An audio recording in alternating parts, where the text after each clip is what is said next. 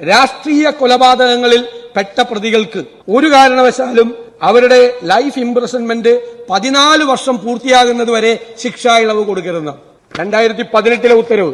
Sir, നമ്മളെ അത്ഭുതപ്പെടുത്തിക്കൊണ്ട് 2022 സർക്കാർ ഒരു പുതിയ ഉത്തരവിറക്കി. സാർ, ആ ഉത്തരവിൽ 2018 ഈ രാഷ്ട്രീയ കൊലപാതകങ്ങൾ നടത്തിയ പ്രതികളെ ശിക്ഷാ ഇളവിൽ നിന്ന് ഒഴിവാക്കണം എന്നതങ്ങ് എടുത്തു മാറ്റി. ഈ പ്രതികൾക്ക് ഇളവ് കൊടുക്കാൻ വേണ്ടിയിട്ടുള്ള ഗൂഢാലോചന ആരംഭിക്കുകയാണ് 2022 ഗൂഢാലോചന ആരംഭിക്കുക. മാത്രമല്ല, Kerala prisons and correctional service act 2010 അനുസരിച്ചിട്ട് പറയുന്നത് എന്താണെന്നറിയാം സാർ? ഒരാളുടെ ശിക്ഷാ കാലാവധിയുടെ 1/3 താഴെയായിരിക്കണം അയാൾക്ക് ആകെ കൊടുക്കുന്ന പരോള്. പക്ഷെ ഈ TP ചന്ദ്രശേഖരൻ കൊലക്കേസിലെ പ്രതികൾ മിക്കവാറും സമയത്ത് പുറത്താണ്, പരോളിലാണ്. അവർക്ക് ഇനി ശിക്ഷാ ഇളവ് കൊടുക്കുമ്പോൾ ഈ പ്രിസൺ ആക്ടിലെ ഈ ഒരു പ്രൊവിഷൻ തടസ്സമായി മാറും. അവർക്ക് ഒരിക്കലും ശിക്ഷാ ഇളവ് കൊടുക്കാൻ പറ്റില്ല. കാരണം മൊത്തം ശിക്ഷാ കാലയളവിന്റെ 1/3 കൂടുതൽ പ്രാവശ്യം അവർ പുറത്തു പോയിട്ടുണ്ട്. അപ്പൊ എന്ത് ചെയ്തു സാർ? ആക്ട് അങ്ങ് എടുത്തു കളഞ്ഞു. അങ്ങ് പാർലമെന്ററി കാര്യ മന്ത്രിയാണ്, നിയമജ്ഞനായിട്ടുള്ള ആളാണ്. ഞാൻ ചോദിക്കുന്നത്, പ്രിസൺ ആക്ട് എന്ന് പറയുന്നത് നമ്മുടെ സഭ പാസാക്കിയതാണ്. സഭ പാസാക്കിയ ഒരു പ്രൊവിഷൻ ഒരു ഗവൺമെന്റ് ഉത്തരവിലൂടെ റദ്ദാക്കാൻ ഈ ഗവൺമെന്റിന് എന്ത് അധികാരമുള്ളത്?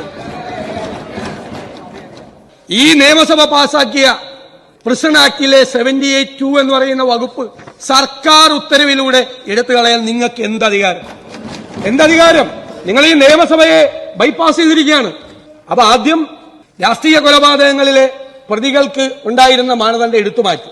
രണ്ടാമത് അവരുടെ 1/3 എന്നുള്ള സംഭവം എടുത്തുമാറ്റി. ഇനി ഇവിടെ കഴിഞ്ഞ ദിവസം അടിയന്തര പ്രമേയം കൊണ്ടുവന്നപ്പോൾ പറഞ്ഞ് ഇതൊരു അഭ്യൂഹമാണ്. സാർ, ഈ ജയിൽ സൂപ്രണ്ട്, സർക്കാരല്ല പറഞ്ഞത്, ജയിൽ സൂപ്രണ്ട് സിറ്റി പോലീസ് കമ്മീഷണർക്ക് അയച്ച കത്ത് എങ്ങനെ അഭ്യൂഹമാണ്? അതെങ്ങനെ അഭ്യൂഹമാണ്? നമ്പർ 1. നമ്പർ 2, ഇതിലെ ഇരയായിരിക്കുന്ന ഒരു വനിതയുണ്ടല്ലോ ഇവിടെ, ഒരു സ്ത്രീ ഉണ്ടല്ലോ ഇവിടെ, അവരോട് പോലീസ് അന്വേഷിക്കുകയാണ്. ആദ്യത്തെ ഒരു പ്രതി KK മുഹമ്മദ് ഷാഫിക്ക് വേണ്ടി ചൊക്ലി പോലീസ് സ്റ്റേഷൻ 21/6/2024 വൈകുന്നേരം ഫോണിൽ ബന്ധപ്പെട്ട് രമയുടെ മൊഴിയെടുത്തു. രണ്ടാമത്തത് വേറൊരു പ്രതി S. സിജിത്ത്, അണ്ണൻ സിജിത്തിന് വേണ്ടി പാനൂർ പോലീസ് സ്റ്റേഷൻ വൈകുന്നേരം 22/6 ഈ മാസം, ഈ കഴിഞ്ഞ ആഴ്ച 24 വൈകുന്നേരം MLA ഓഫീസിൽ നേരിട്ടെത്തി മൊഴിയെടുത്തു. രണ്ടാമത്തെ കേസ് TK രജീഷിന്റെ എടുത്തിട്ടില്ല. ഞങ്ങൾ നേരത്തെ പറഞ്ഞത് TK രജീഷ്, മുഹമ്മദ് ഷാഫി, S. സിജിത്ത് എന്നീ 3 പ്രതികളെ ഇതിനകത്തുള്ളതായിട്ടാണ്. സാർ, ഇപ്പൊ നോക്കിയപ്പോ എന്താ, 7ാമതൊരാളും കൂടിയുണ്ട് പ്രതി, ട്രൗസർ മനോജൻ. നിങ്ങളെല്ലാം ഈ നിയമസഭയിലെ ബഹുമാനപ്പെട്ട ചെയർ ഉൾപ്പെടെ സംസ്ഥാന സർക്കാരിന് വേണ്ടി വാദിച്ചവരുൾപ്പെടെ എല്ലാവരും പറഞ്ഞ് ഇതൊരു അഭ്യൂഹമാണെന്ന്. ഞാൻ ഈ സഭയുടെ മുമ്പാകെ ഒരു പ്രധാനപ്പെട്ട കാര്യം, ഒരു പ്രധാന സംഗതി വെളിപ്പെടുത്താൻ ആഗ്രഹിക്കുന്നു. സാർ, ഈ മനോജൻ എന്ന ട്രൗസർ മനോജന്റെ പോലീസ് സ്റ്റേഷൻ അതിർത്തി ഏതാ? Kolavallur police station. സാർ, ഇതെല്ലാം നിങ്ങൾ സ്പീക്കറും നിങ്ങളെല്ലാം പറഞ്ഞു കഴിഞ്ഞിട്ട് ഇന്നലെ വൈകുന്നേരം 7:37 രമയുടെ മൊഴി കൊളവല്ലൂർ പോലീസ് സ്റ്റേഷൻ എടുക്കുക. നാളെ നിങ്ങൾ എന്നിട്ട് നിങ്ങൾ ഇത് അഭ്യൂഹമാണെന്ന് പറയാ, അഭ്യൂഹമാണെന്ന് നിങ്ങൾ പറയാ. നിങ്ങളിത് അല്ല, ഞാൻ കൺക്ലൂഡ് ചെയ്യാം. നിങ്ങൾ ഇത് അഭ്യൂഹമാണെന്ന് പറയാം. ഇത് അഭ്യൂഹം. ഇന്നലെ രാത്രി ആ സ്ത്രീയുടെ 4ാമത്തെ police station, let me complete 3ാമത്തെ പോലീസ് സ്റ്റേഷൻ കാര്യം പറയട്ടെ. അംഗങ്ങൾ ബഹളമാക്കേണ്ട കാര്യമില്ല, സബ്മിഷനാണ്. ബഹുമാനപ്പെട്ട പ്രതിപക്ഷ നേതാവായതുകൊണ്ട് സമയം കൊടുത്താണ്.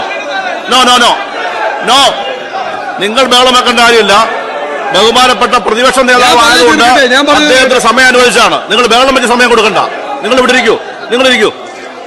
ഇന്നലെ വൈകുന്നേരവും ഈ ക്രൂരന്മാരായ ക്രിമിനലുകൾക്ക് ശിക്ഷ ഇളവ് കൊടുക്കാനുള്ള നടപടികളുമായി ഈ സർക്കാർ മുന്നോട്ട് പോകുന്ന ദയനീയമായ സ്ഥിതിയാണുള്ളത്. സാർ, ഞാൻ അവസാനിപ്പിക്കുകയാണ്. സാർ, ഈ പ്രതികളാരാ? പരോളിലിറങ്ങി സ്വർണ്ണക്കള്ളക്കടത്ത് കേസ്, മയക്കുമരുന്ന് കേസ്, സ്വർണം പൊട്ടിക്കൽ കേസ്, ഇതിലെ കൊട്ടേഷൻ സംഘങ്ങൾ, നിരവധി തോക്ക് കേസ്, ഇതിലെല്ലാം പ്രതികളായ ഈ ആളുകളെയാണ് ഈ സർക്കാർ ശിക്ഷാ ഇളവ് കൊടുത്തി പുറത്താക്കാൻ ശ്രമിക്കുന്നത്. അപ്പോ ഞങ്ങൾക്ക് വേണ്ടത് ഗവൺമെന്റിന്റെ അഷ്വറൻസ് ആണ്. ഒരു കാരണവശാലും TP ചന്ദ്രശേഖരൻ വധക്കേസിലെ ഈ പ്രതികൾക്ക് ശിക്ഷാ ഇളവ് കൊടുക്കില്ല എന്നുള്ള ഉറപ്പ്